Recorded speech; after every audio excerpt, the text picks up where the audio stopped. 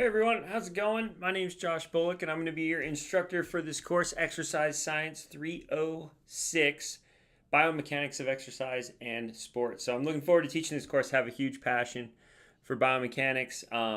Been working in a biomechanics space for a number of years now, dating back to probably 2020 when I first started looking at biomechanical considerations in ACL reconstructed patients and in national team mogul skiers. So I spent a lot of time in the biomechanics space, both in the field collecting biomechanics data on hill in a lot of different places, Mount Hood, Oregon, Zermatt, Switzerland, Ruka, Finland, etc. So collected a lot of biomechanics data in the field, and then collected a lot of biomechanics data in the lab at the Orthopedic Specialty Hospital here in Salt Lake City, Utah. So biomechanics is a huge passion of mine. My dissertation for my PhD is in biomechanics. So this course is one of my favorites for sure. As far as this housekeeping stuff, how to reach me, we have office hours are by appointment only since we are in different time zones. I am in the mountain time zone. Obviously, y'all are in the central time zone. So if you need to reach me, email is going to be the best. And then we need to make considerations for each other in terms of what time zone we're in. So if I, send you a note in the evening, and maybe that's a time when you're already asleep, I wouldn't expect a reply that night. And likewise, if you send me a note, realize that I may still be at work or something along those lines where it might take me a little bit to reply because our hours are just a little bit different from each other. But back to how best to reach me. Email is definitely the best. If you have a question, a comment, concern, email is the best. And then if we need to schedule time, we'll do office hours by appointment. As far as the structure of the course, you're really kind of three elements here. You have some quizzes. Those will be done at a few times over the course of the 7 weeks of the class. And then you're going to have some discussion boards, which you'll engage with. And in those discussion boards, you're going to be kind of going on a walk, and we're going to be having a conversation. You're going to be sharing your thoughts. I don't want you to use notes, no reading. I want to hear genuinely like your real life thoughts, like we're having a conversation walking around campus. So I've really enjoyed discussion boards that way.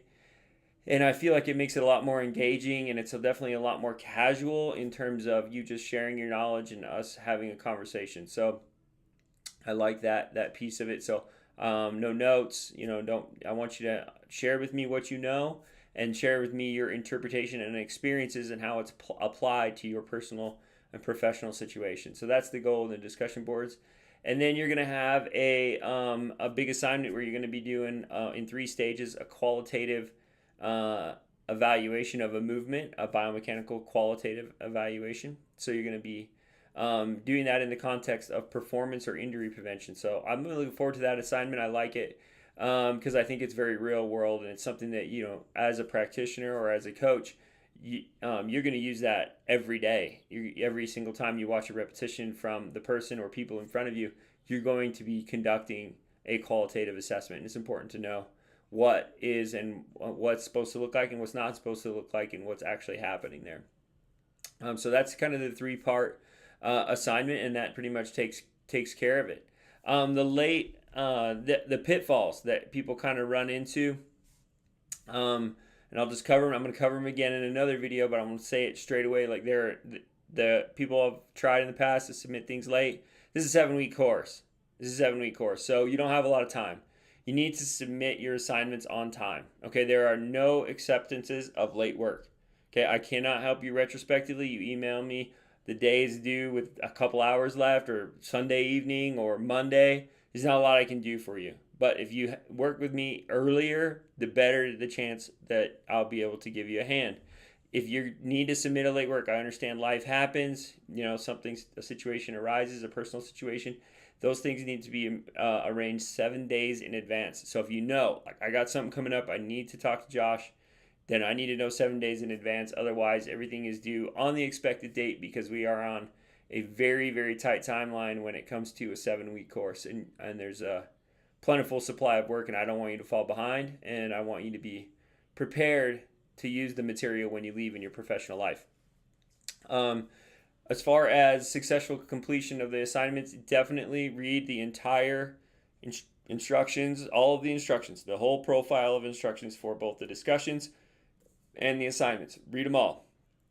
Also, look at the rubrics, okay? And everything in this course is going to be working APA format, which you're going to go over in week 2.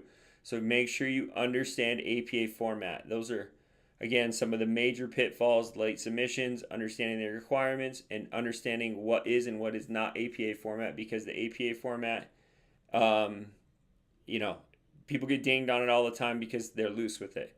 So you need to pay attention to what that looks like. And then last but not least, I'm here to be a resource for you. So if you need anything, definitely let me know. Send me an email, and I'm happy to get back to you and I'll provide the support that's necessary to help you advance your education and your professional career. All right. I hope you enjoy the class, and continue to watch the course introduction and instructional materials as we go. All right. Thanks. Bye.